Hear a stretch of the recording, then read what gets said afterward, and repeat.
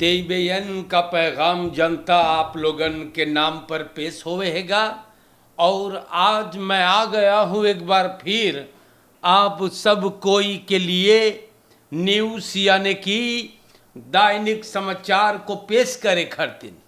यही उम्मीद में बाटी हम कि आप लोगन मोई से होयो जा। आज जनता बुध है, वुंसदाग 12 नवंबर। तो दैनिक समाचार यहाँ से पुकारने से पहले हमार सूरीनाम के जितना जनता है, सरनाम के बाहर आप लोगों ने इस फकीर को भर भर के मोहब्बत दिया है। बहुत धन्यवाद देता हूँ सभी डिस्ट्रिक्टन, तमाम रिसोर्टन ऑनलाइन www.radiotrishul.com TBN के ऐप गूगल प्ले स्टोर से फेसबुक यूट्यूब पर आपने इतना प्यार दिया मुझको।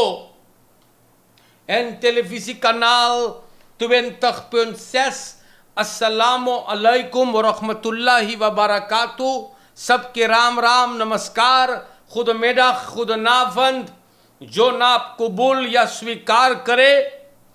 आज एक बार फिर आप लोगों को बतावे के है कि देश में का भइल उतना मोई मोई चीज ना भइल बा न, बाकी हम फिर भी कोशिश करके आप लोग के बताब। आगे जाए से पहले फरियारी बाटे कौन खुशी के बाद भइल हैगा तो आप मुबारकबादी बधाई के हकदार हैं। अगर आप बीमार हैं, तकलीफ है, पीड़ा है, दर्द है, सिकन है, इसमें बाटे अपने घरे बाटे, दुआ है, प्रार्थना है कि आप तंदुरुस्ती प्राप्त करें। अगर कोनो आपके परिवार में गुजरल बा, हम लोग आपके दुख में शामिल हैं। सूरीनाम में आए तो स्वागत। सफर करेंगे आप कहीं से भी तो आपके सफर में आसानी हो जाए ताकि आप सलामती से अपने मंजिल पर पहुंचे।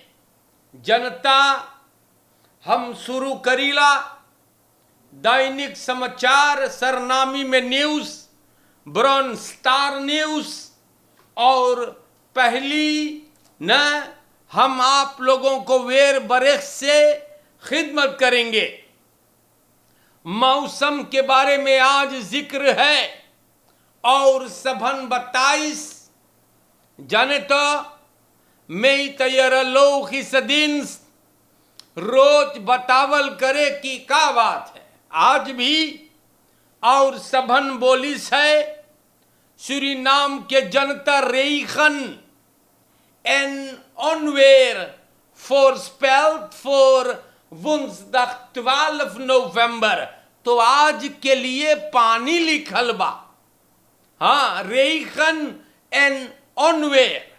हमारे जनता दिन का शुरुआत हुआ बदरी बदरी से। बोले घाम जब उतरी पानी का प्रोग्राम संझा के भी होशियार रहना है आपको। जाने तो रात के बोले पनिया बंद होई बाकी बबोलत रही। दोस्तन लेती दरोप मौसम के साथ अगर आप चलते हैं तो आपको मैंने वेर बरेख बता दिया हूं। ब्रॉन मेरे भाइयों स्टार न्यूज बा और स्टार न्यूज पे देखो लिखल बा द फिशन कमेसी यहां पर एक बात का खुलासा करेगा। द फिशक कमेसी बोलत है कि बहुत दुख के बात है। द फिशन कमेसी बतरेट फरतेकन बेल्ट खसखैत्सदोर मिनिस्टर मनोरथ। तो सूरीनाम के जनता अब हमार बुजुर्गन जी हाँ, हमार बुजुर्गन सोचत होइए कि फरतेकन बेल्ट का है। तो हम आपके बताए चिंता काहे करत हो। द फिशक कमेसी के बड़ा अफसोस भइल कि फरतेकन बेल्ट मिनिस्टर मनोरथ खैत्स करी सेगा। ओकर माने जाने का है फर्तेकंद बेल्ट के माने ऑनयस्ट, ना सही बात को बताना, हकीकत से वो कोई मायने न रखेगा। और ये सब चीज होवे है सिस्टेमाटिस फौतन से, समझ गए लो, एगो नेगेटिव सेल्फ बेल्ट। तो सूरीनाम के जनता हम समझाई देली, और द फिशक कमेसी स्टार न्यूज से बोले हैगा कि मिनिस्टर युस्टिसी एंड पॉलिसी के हरीश मनोरथ नेशनल असेंबली में एगो फर्तेकन बेल्ट schets करी सेगा van kwestie onrechtmatig aan hem overgemaakte gelden, बोले juiste बात तू ना बताई सेगा। जी हाँ, फर्तेकंद बेल्ट के माने कि वो juiste बात ना बोलिस है।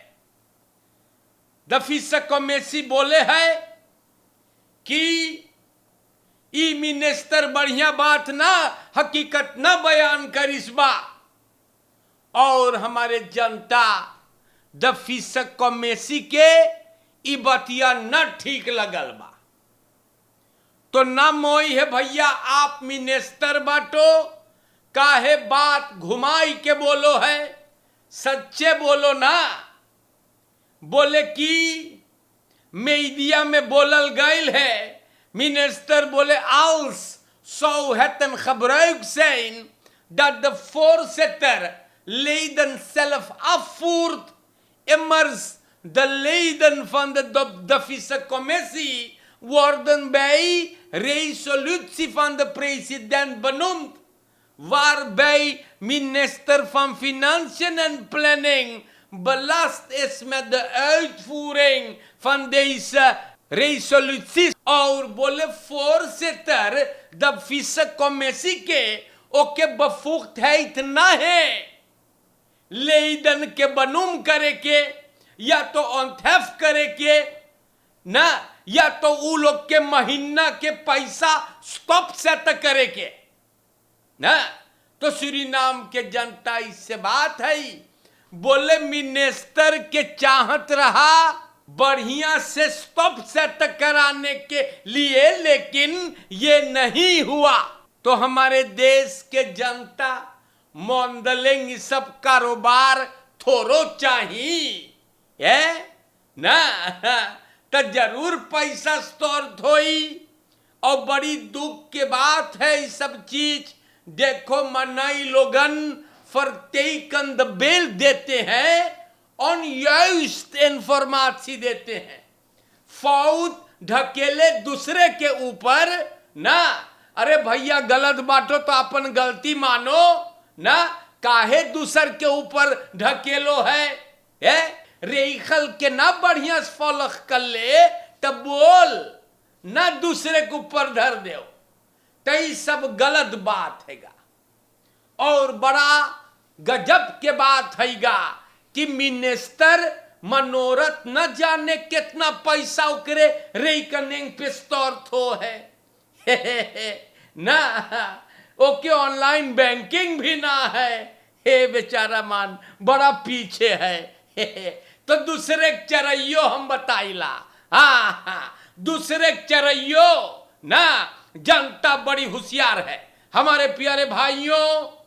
और खली झूठन हम बताई लना आपसे, खली झूठन खली फरेब धोखेबाज लोग हैं, ई सबन से कोई उम्मीद न रखियो। 50 बरस ये देश आजाद होगा, 5 तखियार है और न फंक लखैत का होई, स्वतंत्र हुआ 50 साल हम लोग कहां बाटी है। 26 नवंबर 1975 से देश के भलाई में कोई न सोचिस है, खाली चोरी हुआ है, चंडाली हुआ है। 3 मिलियर्ड NF का कल्ले तुलोगन है श्री नाम के जनता वही खतीन आज तक चोरी होता है। खाली चोर बैठल हम बताइला सेशन 20 नवंबर नहीं खंतिन फैफन सेफन तक से खाली डकैती लूट मार हुआ है ना, और आज तक होता है, यही हकीकत है। प्यारे भाइयों, हैंक रामदिन गुजर गे बाकी बोल के गईल है कि Politik heeft dit land naar de मान gebracht. En dat is helemaal waar हमारे भाइयों। ये को क्रांत आर्टिकल है, हाँ हम दिखाई सकीला आपके भी हमारे प्यारे भाइयों। और आगे हम आपको लेकर के बढ़ूंगा। Man met auto pech mishandeld en beroofd aan de Slangenhoutstraat। देखो तमाशा, ऑटो जब तोर बिगड़ गए डाम पे तब मुसीबत। एक आदमी के ऑटो बिगड़ल और सबन ओके बरोफ कर लिस। इंफॉर्मेशन मिलल कि एक आदमी को स्लांगनहाउसstraat में ऑटो बिगड़ल, उ अपन ऑटो मुइती करके ठीक कर चाहत रहा। एक पिकअप रुकल, 4 लोग बैठल रहले और जनता यदमिया के ऊपर हमला। पहले बोले करीन जैसे मांगे हेल्प करे, फिर ओके चहल पड़ी नुकर ऊपर में सांदल करी लो के हाथ फूल गए, चेहरा फूल गए, सबन 2 मोबाइल टेलीफोन और जनता लेकर के पिकअप में भाग गए। तो आज के दौर में मेरे भाइयों, कहीं पर तू फैलख ना बाटे।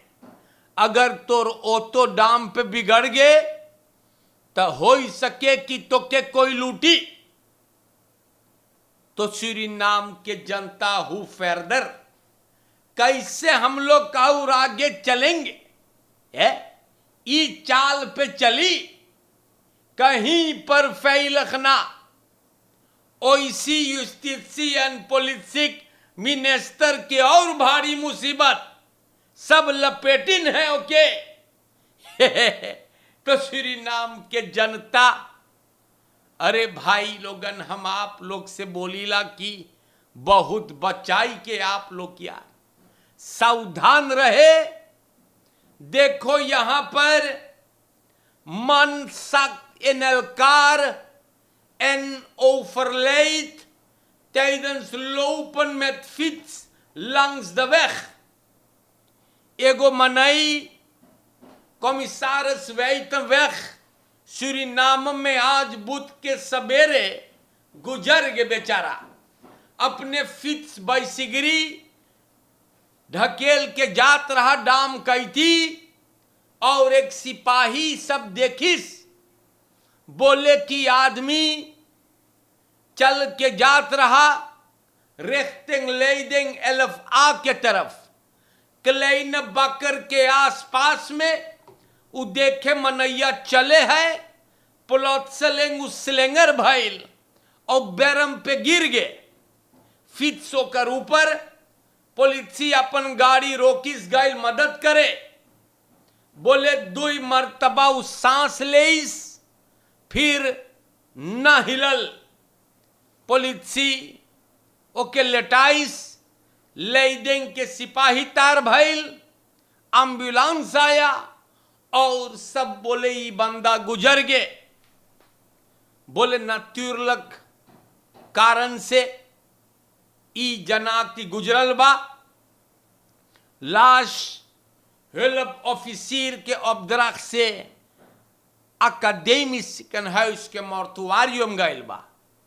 ई बंदा के है अब बे न लिखल बा। या सूरीनाम के जनता, हम आपको लेकर के आगे बढ़ते हैं। स्ट्रात रोफर कॉर्थ ना बरोफिंग आन खहौद बहुत विशाल एगो रोफर मंगर के सवेरे पकड़ान है सुंगी वातरकान के आसपास में ओफर फाल कर ले रहा सलाख तोफर के धमकाई के पैसा छीन लीस पुलिस सभन 27 स्त्रात रोफ सिपाही मेहनत किया और जनता ई हराम खोर गिरफ्तार भइल है दृढ़ असर दे चोरैले रहा मिल गए है खनार के पैसा होकर एन फरदाख्त को सब बंद किए हैं। तो आप लोगन बहुत बचाई के हम बोली ला आपसे यार बहुत एरख हो गए बा ना बहुत तमाशा खस्तौल fits leit tot groter netwerk politie ontdekt terrein vol gesloopte auto's जनता ना एगो पुलिस के गाड़ी चोरी हुआ था सबन अंदर सुख में थे और कौन सी पता चलल एक जगह खली स्लोप करल गाड़ी धरल एन एगो वेट टोयोटा फिट्स प्रिंस हेनरिक स्ट्रात में चोरी भई रहा एक सिपाही का था पार्केर करे रहा सब लेके चल गए मेल्डिंग पुलिस अंदर सुख शुरू किया लंदलक ऑब्सपोरिंग बरेख गईल और पुलिस चकड़ियान हैगा एगो एड्रेस पर फ्रेडरिक सोपवेख में बोले ना खली पुराना या चोरी किया हुआ विथ फिट्स चोरी करल फिट्स स्लोप हो गए मार दूसर गाड़ी भी जो निधर का उधर स्लोप किया गया है।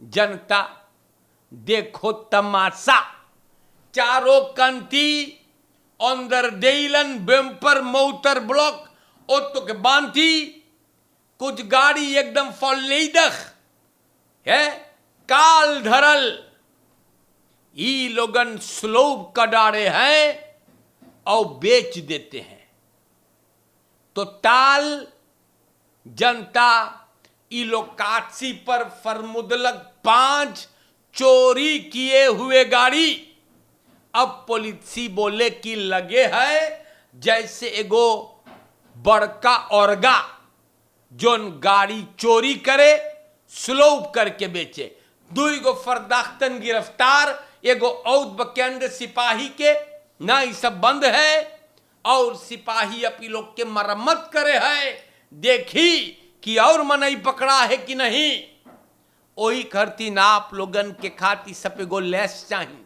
अपन ओतो कहीं पार्केर कर ले तो ख्याल करे लेती ओप्यू फूरते हमारे भाइयों अख्तियार हमेश दौद बिन खबराख्त op spoedeisende hulp AZP Suriname में 8 बरस के एगो मेईश को मंगर के रात को मरी हुई spoedeisende hulp सप्लीगे सब जब ख्याल करे है तब देखे है कि लड़का ना जीवित है और आर्ट्स बोले naturlijk dood ओपनबार मिनिस्टेरी से बतियाई के परिवार को लाश दे देवल गईल बा। हमारे सूरीनाम के जनता बड़ा मोइलक या हाँ बहुत आफत चीज देखो लिखल बा यहां पर हम आपको बता देई जनता स्वार aanrijding op kruising Gemene Landsweg en Friedrichs Derbystraat एगो टोयोटा ब्लेड और टोयोटा माराकेक्स कस के टकरान है खमीन लांसवेख और फ्रीडरिक डेर्बीस्ट्रात के हुकू पर दोनों गाड़ी एगो शूटिंग में जाइन भिड़ाइन हैगा है रुस्तम फ्रीडरिक कैरक के एन सिपाही तार भइल एगो ओतोवन में आगी लगल न ब्रांतवेर भी आया 2 जने चोटान गल सिकन हाउस है प्यारे भाइयों बहुत कस के अब बे ना बकें कैसे भइल मार, ई सब बहुत जोर चलैले हुई हम बताइल आपसे। तो रई खदराख पे जब तक गौर न करियो तब तक ये सब चीज होते रहेंगे। दैनिक समाचार में पुलिसी वार्षिक सिपाही आपको खबरदार करे है फोर स्कैर्प फोर वेपन ऑफ वेखडेक दी autobanden lekprikken जनता flamboyant park Lalaroekweg politiebureau uitvlucht फ्रांस पानस्त्रात 1 हफ्ता हुए है बहुत ढेर बंद पेख यहां पे नोतेर होता है। गाड़ी चलाने वाले सबन बबाल में पड़ जा है, एन ओतुक बांती बोरो हो जा है। पुलिसी शक करे कि मनई लोगन जानबूझकर ई चीजवन रस्तवा गिरावे हैगा, बोले दैदलक एक पत्रोन हैगा ना, और ऐसे ऐसे बात है। आप लोगन ख्याल करियो मोई से, ये गो स्त्राफ बार फई थे, पकड़े जाइयो तो मरम्मत करी सिपाही। गाड़ी चलाने वाले वैख ब्राइकर्स ऑटोमोबिलिस्टन एक्स्ट्रा अलर्ट रहियो, ई खबितवन में चलाइए तब, और अपन स्नेलहेत बहुत अफूर ना करे, ठीक है, ख्याल करियो मोई से। सिपाही फरमुद करे है कि एगो ऑफसेट हैगा इसमें, लेती तरफ ख्याल करे जाने तो पुलिसी उम्मीद करे है कि ये कमीने जो ये सब चीज करे ये लोग के पकड़े खरतीन वंत लेफंस खफार लगबा। हमारे सूरीनाम के जनता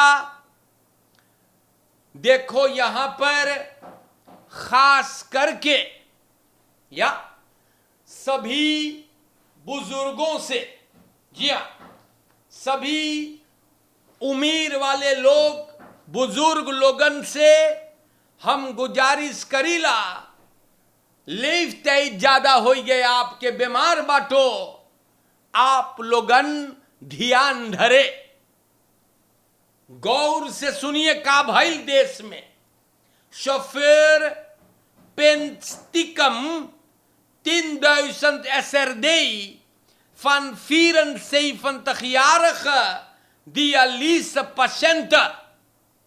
Vrouw overlijdt na stress door geldzorgen.